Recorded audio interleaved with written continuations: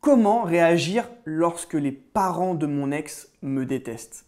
Et pour cette vidéo, j'ai demandé à Aurore de m'accompagner parce que c'est un sujet qui concerne un petit peu plus les femmes que les hommes, j'ai l'impression. En tous les cas, je suis très heureux de t'accueillir aujourd'hui, Aurore. Comment vas-tu? Merci à toi en tout cas de m'accueillir. Je vais très bien et toi? Bah écoute, ça va super, merci. Je trouvais que c'était un thème de vidéo qui était particulièrement intéressant et je pense qu'on a pas mal de petits conseils à vous apporter si vous êtes concerné par cette thématique de comment réagir lorsque lorsqu'on sent que les parents de notre ex ou les parents de notre partenaire parfois nous détestent. Donc, aujourd'hui, une question hyper intéressante. Hyper intéressante, c'est vrai. Et je vais peut-être d'ailleurs te la poser, tiens. Est-ce que ça t'est déjà arrivé d'être détesté par les parents de ton ex? Alors là, tu remues des souvenirs dans ma mémoire. C'est pas cool, hein, j'avoue pas. Alors, moi, j'ai le sentiment que c'est plutôt les femmes en fait qui sont concernées par cette difficulté. Là, j'essaye de me rappeler de certains souvenirs, des mamans qui étaient un peu réticentes ou des papas qui étaient réticents. Surtout des papas, je pense. Ouais, mais il y a des mamans aussi qui peuvent être réticentes. Ouais, effectivement, ça s'est déjà présenté. Maintenant, de là à dire qu'ils me détestaient, franchement, non, je crois pas. Moi, je suis un ange, je suis hyper sympa, donc je crois pas que ça me soit déjà arrivé. Là, comme ça, en tout cas, j'ai pas le souvenir. D'accord. Et toi, du coup, en tant que belle fille, comment tu as été accueillie? Du coup, moi, j'ai jamais vraiment eu de gros problèmes, mais c'est vrai que... Même avec les belles mamans, ça se passait bien? Il y a une relation où, oui, avec une bonne maman, c'était un peu compliqué. Si tu veux, Venge-toi dans cette vidéo. Voilà.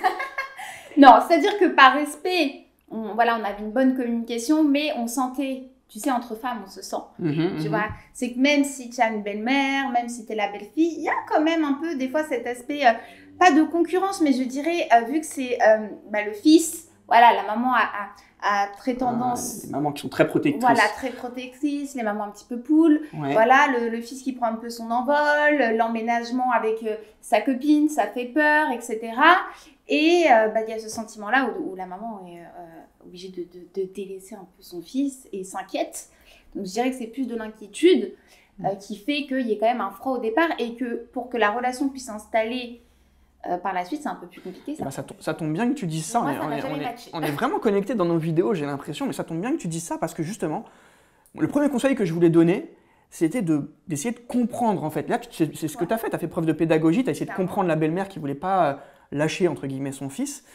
Et en fait, le premier point important, c'est vraiment de comprendre en fait le beau-père ou la belle-mère et savoir du coup comment on va agir pour essayer d'apaiser un petit peu les choses. Pour pouvoir bien agir dans ce type de contexte, en tout cas moi c'est ce que j'avais fait, c'est prendre quand même un petit peu de détachement et ne pas trop en faire non plus quand vous êtes en présence de la personne, surtout quand ça concerne son enfant. Vraiment rester à sa place. Alors pas non plus être totalement recroquevillé sur soi-même et de tuer son lâcher-prise, mais pour autant ne pas trop en faire avec votre compagnon. C'est le risque effectivement. Voilà, exactement, de ne pas arriver dans le too much et de ne pas non plus trop en faire aussi avec votre belle-mère ou votre beau-père avec qui c'est un peu compliqué.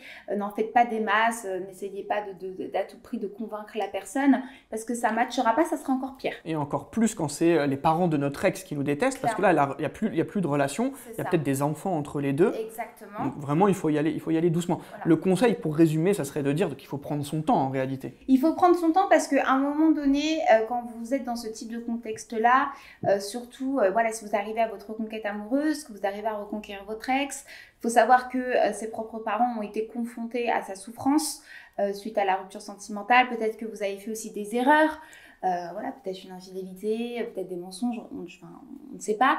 Mais c'est vrai que les parents étaient au cœur de ça, donc ils vont avoir cette envie de vouloir protéger même si vous revenez en couple. Donc il va y avoir un temps d'adaptation et le fait qu'ils puissent reprendre confiance en vous, ça prend énormément de temps. Donc franchement, n'allez pas dans le too much, n'y allez pas avec toutes les meilleures intentions, même si elles sont sincères, ça ne matchera pas. Il faut y aller progressivement, il faut monter crescendo. Exactement. Il y a aussi un point que je souhaitais aborder, c'est qu'il faut absolument éviter de parler du passé. Clairement. Parce que ça risque de remuer des choses qui sont négatives, et du coup, si vous remuez le négatif, automatiquement, ça va jeter un peu d'huile sur le feu, clairement. Alors qu'il faut vraiment penser à apaiser les choses s'il y a des parents ou s'il y a les beaux-parents qui vous détestent. Et du coup, qui dit beaux-parents dit aussi peut-être enfants entre vous. Et bien justement, qu'est-ce que tu en penses, toi, par rapport au fait qu'il y ait des enfants? Comment est-ce qu'on peut faire en sorte que justement les enfants soient un petit peu un levier d'apaisement? Mais en fait, ce qu'il faut savoir, c'est que voilà, si vous avez des enfants qui sont avec vous, enfin voilà, vous avez des enfants avec votre ex, vous arrivez à la reconquérir, sachez que les grands-parents adorent leurs petits-enfants. Donc c'est vrai que si vous êtes à l'initiative d'actions, de moments passés, de différents moments passés en famille, privilégiez plus les moments en famille avec les enfants à l'extérieur du domicile de vos beaux-parents ou de votre propre domicile. Donc soyez innovateurs, soyez porteurs en proposition. Faites le plus de moments ensemble et vous verrez que petit à petit, ils seront obligés de se détendre.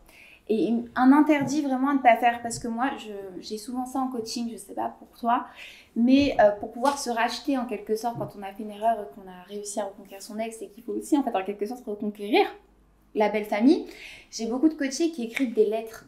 À la belle famille? À la belle famille. Et c'est vrai que très souvent, ils n'ont pas forcément de réponse à la lettre, tu vois, et ça n'a pas forcément détendu l'atmosphère. Moi, pour info, je ne conseille pas. La lettre? Aux beaux-parents. D'accord. Voilà. Entendu. Bah écoutez, notez bien. Ouais. Pas de lettre à vos beaux-parents si toutefois. Clairement, privilégiez plus les différents moments passés avec vos enfants. Voilà, les grands-parents, les petits-enfants. Plus des contacts directs en fait. Exactement. Okay. Direct, différent par rapport au passé, comme l'a précisé Vladimir. On ne parle pas de passé, on ne parle pas de futur, on ne parle pas de se racheter, mais on vise la nouveauté pour qu'ils puissent tout simplement voir la nouvelle personne que vous êtes devenue durant cette reconquête en quelque sorte. Bah écoute, merci Aurore pour ces conseils. Ouais, je pense qu'on a... On a tout balayé là. On a tout balayé. On espère en tout cas que cette vidéo vous aura plu. N'oubliez pas de laisser un petit commentaire si vous avez plu cette vidéo. Et puis le pouce bleu, ça fait toujours plaisir. Ça nous donne de la force. Voilà, c'est ça. Pour pouvoir continuer à vous donner différents contenus, parce qu'on sait que vous appréciez cela. Surtout, prenez bien soin de vous et on vous dit à très vite. Bonne journée. À très vite.